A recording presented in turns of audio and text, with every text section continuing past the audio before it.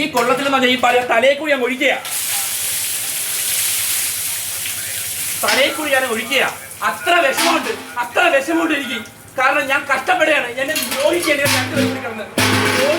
കൊല്ലത്ത് പാൽ തലയിലൂടെ ഒഴിച്ച് കർഷകന്റെ പ്രതിഷേധം. പരവൂർ കൂനയിൽ പാൽ സൊസൈറ്റിയിലാണ് നാടകീയ രംഗങ്ങൾ അരങ്ങേറിയത്. തന്റെ പശുവിന്റെ പാൽ മാത്രം പിരിഞ്ഞു പോകുന്നെന്ന സൊസൈറ്റിയുടെ വിചിത്രവാദമെന്ന് കർഷകനായ വിഷ്ണു പറഞ്ഞു. ഈ സൊസൈറ്റിയിൽ പാലൊഴിക്കുന്ന വ്യക്തിയാണ് ഞാൻ. എന്റെ പാല് മാത്രം ഇവിടുത്തെ കുഴപ്പമെന്ന് പറയാണ്. ഇവിടെ ഇരിക്കുന്ന ഈ CPM പ്രവർത്തനായിട്ടുള്ള മഹേന്ദ്രൻ പിള്ള എന്ന് പറയുന്ന വ്യക്തിയും താര എന്ന് പറയുന്ന സ്ത്രീയും ഈ പറയുന്ന മിനി എന്ന് പറയുന്ന സ്ത്രീയും എന്റെ പാല് കൊണ്ടുവരുമ്പോൾ ആ പാല് എന്നും പ്രശ്നമാണ്. വേറൊന്നുമല്ല, ഞാൻ ഇവിടെ ഒരു മാസം 10-60 പശുക്കളെ വിൽക്കുന്ന ഒരു കർഷകനാണ്. ഞാൻ ഈ വിൽക്കുന്ന പശുക്കളുടെ അസൂയപ്പെട്ടാണ് എന്റെ പാല് മാത്രം ഈ സൊസൈറ്റി എടുക്കത്തില്ല.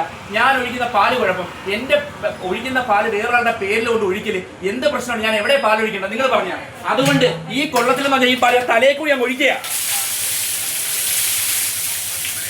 തലയെക്കൂടി ഞാൻ ഒഴിക്കുക. അത്ര വിഷമമുണ്ട് എനിക്ക്. കാരണം ഞാൻ കഷ്ടപ്പെടുകയാണ്, എന്നെ ദ്രോഹിക്കുകയാണ്. ഈ പരവൂര്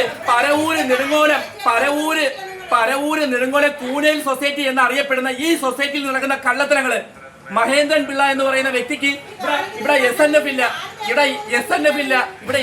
ഇല്ല, റീഡിംഗ് ഇല്ല, ഒന്നുമില്ല. ഞങ്ങളുടെ പാലിന് മാത്രം രാവിലെ കൊണ്ടുവരുന്ന പാലിനെല്ലാം വിലയുണ്ട്.